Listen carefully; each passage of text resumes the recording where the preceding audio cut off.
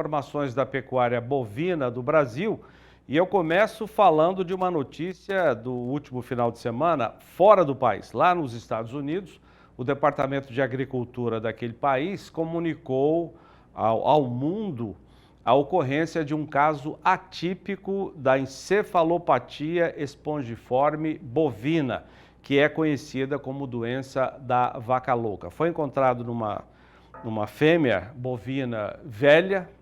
Geralmente esses casos atípicos são encontrados em animais mais velhos e o departamento informa que ela não estava na cadeia de produção de carne para os americanos. Agora já são 7 casos registrados pelos Estados Unidos, dos quais 6 são atípicos e um deles é típico, caso típico da doença da vaca louca. E por causa de nenhum desses 7 casos, os Estados Unidos tiveram alguma restrição comercial, é o que temos de informação. Ao contrário daqui no Brasil, nós tivemos 6 casos, todos eles atípicos, que é aquele caso em que não há risco para o rebanho onde estava o animal e também para o ser humano que consome a carne bovina. Mas o Brasil teve restrições agora, recentemente, 1 ano, 2 anos atrás também, quando suspendemos voluntariamente as exportações para os chineses e agora, esse caso no Pará, em fevereiro, durou essa suspensão 29 dias, a China está voltando, já vamos mostrar as exportações na terceira semana de maio, né, 8.100 toneladas, os detalhes daqui a pouco, e temos também o atual cenário. Quem vai falar disso tudo é o Iago Travagini, que é analista da Agrifato, está conosco. João Pedro está aqui também para conversar com o Iago. Muito boa tarde, Iago, obrigado pela sua entrevista. Vamos começar falando do caso atípico nos Estados Unidos. Qual é a avaliação que vocês fazem? Bem, primeiramente, boa tarde, agradecer mais uma vez pelo convite. E sobre o caso atípico de vaca louca lá nos Estados Unidos, né? Esse, conforme você relatou aí, é o 7º caso, né, de vaca louca típica nos Estados Unidos, e a priori não haverá impactos, tá? As atenções estão muito voltadas hoje para a China, né, e quais serão as declarações que a China vai fazer sobre esse caso, mas no acordo firmado entre China e Estados Unidos, não há banimento automático por conta da presença de EB, ou de vaca louca típica, né, encefalopatia espongiforme bovina, não há o banimento das exportações dos Estados Unidos para a China. Então, a priori, não se deve ter um impacto comercial nas exportações norte-americanas para a China, que é uma coisa que está muito no mercado da carne se falando nesse momento. E em 2018, que foi a última vez que teve um caso atípico lá nos Estados Unidos, a China não declarou nada, né? Eles continuaram a importar carne bovina norte-americana normalmente. Então, espera-se e se assume-se que eles vão continuar importando carne bovina norte-americana normalmente, apesar dessas relações estarem estremecidas nos últimos anos. Tá certo. O João Pedro está aqui, tem uma pergunta a você também, Iago. Iago, boa tarde. Iago, o Departamento de Agricultura americano fala que a China pode chegar a 3.300.000 toneladas, é o equivalente carcaça de carne bovina esse ano. Como o Brasil tem 40% desse mercado, na média, tu acredita que a China vai homologar mais frigoríficos ainda esse ano que possam ser credenciados para habilitar? E também se a gente vai chegar no 1.300.000, 1.400.000 para atender esse mercado? Bem, vamos lá. Essa questão sobre exportações, né? Quando a gente fala de novas habilitações por parte dos frigoríficos, sim. Existe essa especulação de que sim, novos frigoríficos serão habilitados. Relembrando que a gente teve novos frigoríficos habilitados esse ano já, né, em torno de 4 a 5. Frigoríficos que perderam a habilitação no ano passado durante o problema da Covid já recuperaram plenamente. O último caso foi o Master Boi do Pará, que tinha perdido sua habilitação e agora recuperou a habilitação. Então, sim, existe uma expectativa por parte do mercado que novas habilitações possam ocorrer, o que seria ótimo para o pecuarista mato-grossense, para o pecuarista brasileiro de maneira geral. E quando a gente olha de volume exportado, a expectativa tanto do próprio USDA quanto aqui da Agrifato é de que a gente rompa grandes volumes e bata recorde de exportação. Então, sim, quando a gente fala de volume exportado para a China, é esperado que a gente ultrapasse, sim, aí mais de 1,5, 1,6 milhões de toneladas de carne bovina in natura exportada no total, né, digamos assim. Bom, Iago, João Pedro, vamos mostrar o que o Brasil exportou de carne bovina até a terceira semana deste mês. Esse dado foi divulgado agora à tarde pela Secretaria de Comércio Exterior.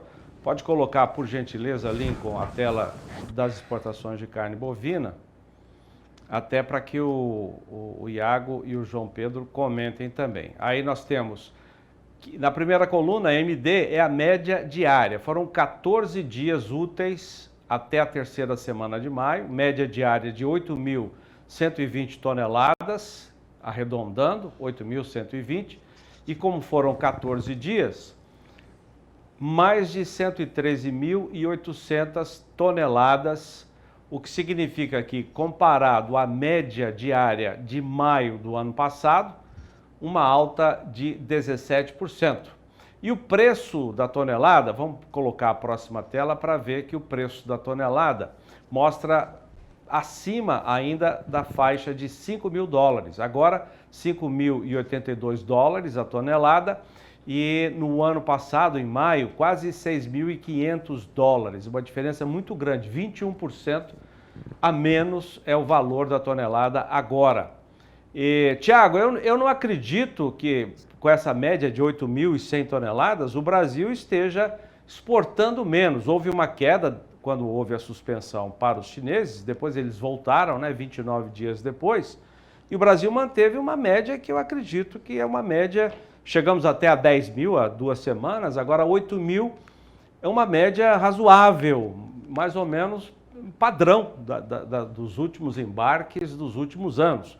Agora, o faturamento é que caiu, né? Vamos lá, vamos contextualizar um pouco. Durante o mês de março e abril, realmente caiu, tá? A gente chegou a bater ali no mês de março uma média de 5.410 toneladas por dia, o que dá uma queda em torno de 30%, 40% frente ao número lá de janeiro, tá? Do começo desse ano, que quando estava ali na média de 7.200. Esse número de maio já representa uma retomada completa, então a gente continua, a gente voltou a exportar a carne bovina lá para a China em grandes volumes, e se a gente continuar com esse ritmo, a gente deve finalizar o mês de maio aí com 180, 170 mil toneladas, o que representa o maior volume da história de exportação para o mês de maio. Então a gente já está retomando, já está normalizado. Um ponto que, como você destacou e que a gente tem acompanhado, é a questão do preço. O preço recuou bastante no comparativo anual e já caiu, se eu pegar a máxima que ele bateu no ano passado, 30%. Então a receita realmente está caindo por conta desse preço menor. E aí os motivos são diversos, mas principalmente porque a China quer pagar menos a nossa carne bovina. Mas o volume e o total exportado cresceu bem e a gente está plenamente recuperado do problema da vaca louca típica lá do mês de fevereiro/março. Mas, Iago, no mundo não tem ninguém que produza, fora a Índia, que produz carne de búfalo, carne vermelha, menos de 5.500, 6 mil dólares. Se você pegar, o americano está com 90 dólares a arroba, a Austrália com 60, que são dois. A Argentina está passando por dificuldades, ou políticas, ou ambientais, em termos de seca. Mas o chinês vai encontrar carne nesse mercado mundial para pagar só pouco mais de 5 mil dólares? Então, aí tem alguns pontos. Primeiro, realmente, a Austrália e Estados Unidos não competem no mesmo nível de carne que a gente, até porque a carne australiana e a carne norte-americana são vistas de maneira diferente lá na China. Eles têm um nível de gourmet, digamos assim, que é muito mais elevado que o Brasil dentro lá da China, por conta de um trabalho de muito tempo de marketing lá. Os lobbies norte-americanos e australianos estão presentes lá no setor da carne bovina chinesa desde 1980 e 90. Então, sim, eles estão diferentes. A carne, o boi gordo australiano caiu muito, mas ainda assim a gente tem espaço e deve continuar exportando muito para a China. Um grande ponto, a Argentina e o Uruguai competem diretamente, a Índia não tem poder de exportar para a China, não tem um acordo comercial e a China não reconhece o status sanitário indiano, então a Índia não compete pela carne bovina brasileira lá dentro da China. Então a gente tem um caminho livre e deve continuar exportando grandes volumes. O grande ponto é que existe a competição entre proteínas animais. Então se a carne bovina vai ficando muito cara, a gente vai tendo um efeito substitutivo por carne suína, carne de frango. Então, mesmo que a gente consiga evoluir levemente o preço da carne bovina, a gente consiga exportar mais para a China, Se essa métrica ficar muito muito forte, né, digamos assim, ficar muito compensatória para as outras proteínas animais, pode acontecer um processo substitutivo, então. Então, no final do dia, sim, a gente deve exportar mais para a China, outros países grandes produtores estão relativamente mais caros do que a gente, mas no final do dia existe essa compensação aí no quesito outras proteínas animais. Então, acho que é uma conta que vai se equilibrando, que o chinês vai comprar mais carne bovina brasileira, mas não no nível de crescimento que teve nos últimos 5 anos, pelo menos é a nossa percepção. A exportação para a China, que cresceu num ritmo de 40%, 50%, 60% ao ano nos últimos 5 anos, deve cair por em torno de 5% a 10% durante esses próximos 2, 3 anos aí, pelo menos é o que a gente estima hoje. Agora, Iago, com relação aos preços da arroba, do boi gordo, eles seguem pressionados. Um dos fundamentos para segurar esse preço são as exportações, que, como vimos, estão mantendo um nível bom, né, de 8 mil toneladas por dia. Apesar de o preço não ser como do ano passado, mas o volume está mantendo aquilo que a gente conhece dos últimos anos das exportações. Por exemplo, eu não sei qual hoje o que vocês têm da Agrifato, mas segundo a Datagro, o indicador Datagro, o boi China em São Paulo recebe de 15 até 40 reais por arroba de ágio, de bonificação. Ou seja, então esse fundamento está bem, né? O consumo interno, não sabemos, acredito que não caiu tanto, ou mais do que já estava em baixa. Então, por que está pressionado?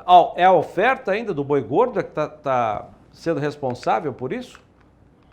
Sim, primeiramente sim, tá? A gente tem aí a percepção de que o total de carne bovina a mais que vai ser produzida em 2023 é 800 mil toneladas a mais do que foi produzido em 2021.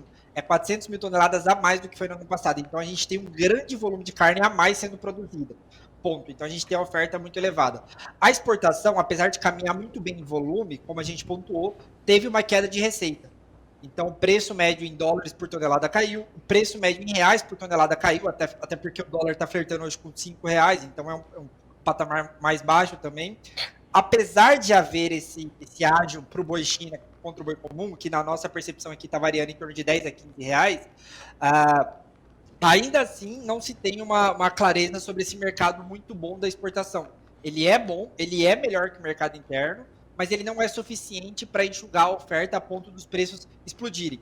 Além disso, além de ter uma oferta historicamente mais elevada do que nos últimos 2 anos, a gente está falando de um momento sazonal que a gente entra na seca. Então a gente está vendo as chuvas diminuírem muito nesses últimos 15 dias, o pasto começa a secar e o pecuarista tem como alternativa entregar mais animais, principalmente fêmeas, que estão com um ganho compensatório aí em relação ao bezerro que está ruim. Então está tudo combinando, digamos assim, que além de oferta, a gente tem um dólar mais baixo, a gente tem uma exportação que reduziu de preço nos últimos 12, 15 meses. Então tá tudo conjecturando para basicamente a gente sofrer com esse preço muito pressionado. A gente particularmente acredita que a Bolsa talvez esteja precificando além do normal, mas o momento era desesperado de queda, assim, principalmente por conta do aumento de oferta. Iago, o segundo maior comprador do Brasil são os Estados Unidos. E os Estados Unidos deve estar comprando carne barata para fazer hambúrguer, né? Ele exporta a carne de traseiro, deve exportar para outros países, Coreia, Japão.